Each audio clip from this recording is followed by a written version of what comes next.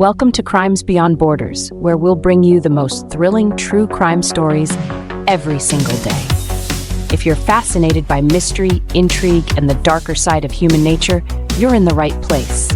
Make sure to hit that subscribe button and join us as we unravel the most shocking and perplexing criminal cases from around the world. The story is about to begin after this intro. From city streets to far-off lands, mystery slipping through our hands. Crimes beyond borders they speak, voices strong but words are meek. Every story leaves a mark, whispers softly in the dark.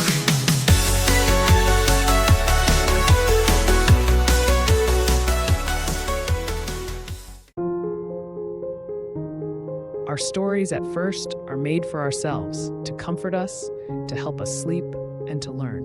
Along the way, they become a part of our journey, teaching us English and fueling our passion for true crime. So, listen carefully, and if you're about to sleep, close your eyes. Let's begin. I am Saddam Hussein. My name once made the world tremble. I was the Lion of Baghdad, the President of Iraq, the man who ruled with an iron fist, who united a divided country through fear and strength. They hated me in the West, feared me in the East, but here in Iraq, I was everything: father, protector, conqueror.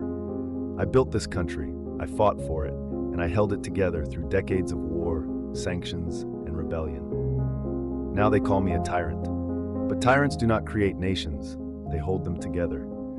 I am sitting in this cell now, awaiting the end. I know what's coming. The Americans think they've won, but they don't understand. They may have me in chains, but they will never control Iraq. Iraq is not a country that can be ruled by weak men or by foreign invaders. Only a man like me could have held it together through the chaos, the sectarian violence, the tribal rivalries. But they will see soon enough, when I am gone, this country will tear itself apart. But let me tell you the truth they will never tell in the stories about me. I was not always the man they see now. I was born in the village of Al-Auja near Tikrit in 1937.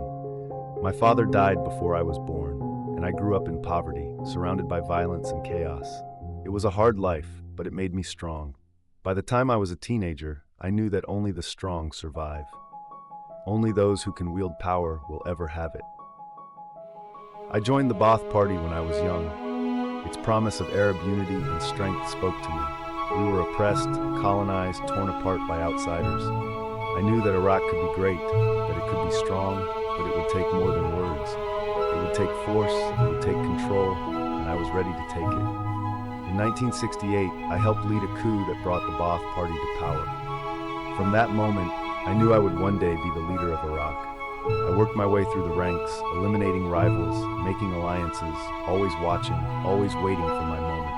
And in 1979, I became president. That's when Iraq truly became mine. People like to say I ruled with fear. Yes, I did. But fear is necessary in a country like Iraq. We are a nation of tribes, of factions, of ancient grudges and loyalties. Without a firm hand, without the power to crush dissent, there would be chaos. Look at Syria. Look at Lebanon. These are countries torn apart by sectarian violence, by civil war. I would not let Iraq become like them. So yes, I used fear. I used power. I crushed those who stood against me because I had to. They will tell you about the brutality. They will talk about the purges, the executions, the mass graves. They will call me a butcher, but they don't understand what it takes to rule a place like this. The Kurds, the Shiites, the Iranians, the Americans, there was always someone plotting, always someone trying to destroy Iraq.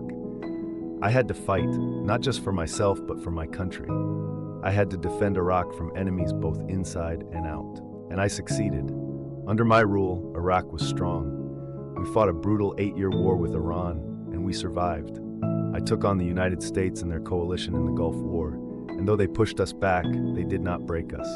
Even with the sanctions, the bombings, the constant interference from the West, Iraq stood strong.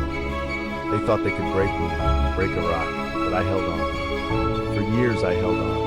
They never forgave me for Kuwait. In 1990, I invaded Kuwait, reclaiming what I believed was rightfully Iraq's. I had no choice. Kuwait was stealing our oil, siphoning off our wealth while our people suffered. The The world said it was an act of aggression, a war of conquest, but they didn't understand the history, politics. Kuwait was ours, and I took it. The Americans couldn't stand to see an Arab nation take power into its own hands. They came with their coalition, their bombs, their threats, but we fought back. We retreated, yes, but Iraq was not defeated. Not then. The sanctions that followed nearly destroyed us. For over a decade, my people suffered under the crushing weight of Western-imposed sanctions. They called it a punishment for my actions, but it was the Iraqi people who paid the price. Children starved, hospitals ran out of medicine, and the infrastructure I had built crumbled. But through it all, I stayed strong. I continued to rule because I knew that without me, Iraq would fall into chaos. And then came 2003. They lied to the world. The Americans, the British, their leaders, they lied about weapons of mass destruction. They said I was hiding them, that I was a threat to the entire world. But it was never about WMDs, it was about power. They wanted control of the Middle East, and I stood in their way. So they came with their armies, with their bombs, and they destroyed everything I had built. They tore apart my country, toppled my government, and paraded through Baghdad as if they had freed Iraq. But Iraq was never theirs to free. They found me eventually. After months in hiding, moving from one safe house to another, they captured me in December 2003 in a hole near Tikrit, my birthplace. They thought it was some great victory. They celebrated my capture as if the war was over. But they didn't understand. My capture was not their victory, it was the beginning of their failure. They put me on trial, of course, a show trial. They called it justice, but it was nothing more than vengeance. They wanted to humiliate me, to make an example of me for the world. I stood before them, defiant. I knew that my time had come, but I would not bow to their so-called justice. I would not acknowledge their authority. They were invaders, occupiers, and I refused to legitimize their conquest of Iraq. And now, I sit here, in this cell, awaiting my fate. I know they will hang me. They have already decided. The Americans, the Iraqi government they installed, it doesn't matter. They want me dead because they fear me even now. They know that even in death, I will be a symbol of resistance, of defiance. They will kill me, but Iraq will not be free. It will never be theirs. When I am gone, they will see what I have seen all along. Iraq is not a country that can be ruled by outsiders. It is a land of tribes, of sects, of loyalties that go back centuries. It will tear itself apart, and they will stand by, powerless to stop it. The Shiites will fight the Sunnis, the Kurds will seek independence, and the country will burn. And when that happens, they will remember me. They will remember that only I could hold it together. I have no regrets. I did what I had to do. I was strong when Iraq needed strength. I was brutal when Iraq needed brutality. History may judge me as a tyrant, but I know the truth. I was a leader, I was a ruler, and without me, Iraq will fall into chaos. So let them hang me, let them end my life, but they will never erase me. They will never erase what I built, what I fought for. I am Saddam Hussein, I am the president of Iraq, and even in death, I will remain the father of this nation. The end of Saddam Hussein. On December 30th, 2006, Saddam Hussein was hanged after being convicted of crimes against humanity for the killing of 148 Shiites in the town of Dujail following a 1982 assassination attempt against him. His execution was broadcast around the world, marking the end of his brutal regime. But his words, his predictions of chaos, came true in many ways. After his fall, Iraq descended into sectarian violence, with insurgencies, terror groups like ISIS, and deep divisions plaguing the country for years. The man who once ruled Iraq with absolute power left behind a legacy of destruction, division, and unrest. The world may have celebrated his death, but Iraq has yet to fully recover from his reign. The story has come to an end, but stay relaxed. If you feel yourself drifting off to sleep, just let the video play and enjoy the soothing music in the background. Let it guide you gently into rest. We'll be here, bringing you more stories every night. Sleep well, and see you tomorrow at 8 p.m.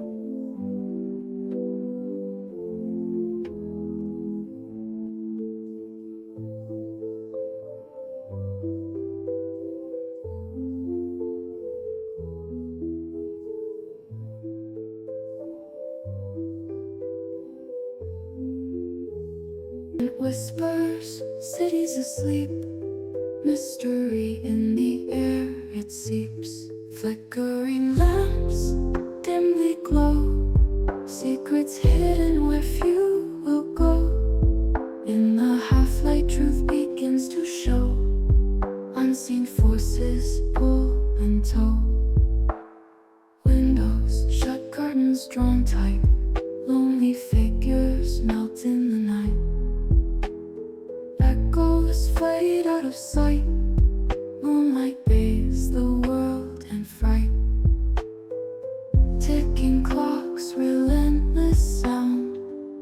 Time slips when danger's around. In the shadows, lost and found. Haunting silence so profound. Flickering lamps dimly glow. Secrets hidden where few will go. In the half-light, truth begins to show. Unseen forces pull and tow. Windows shut, curtains drawn tight. Lonely figures melt in the night. Echoes fade out of sight. Moonlight bathes the world in fright. Ticking cloisters on crumbling walls, telling tales of forbidden calls. Into the night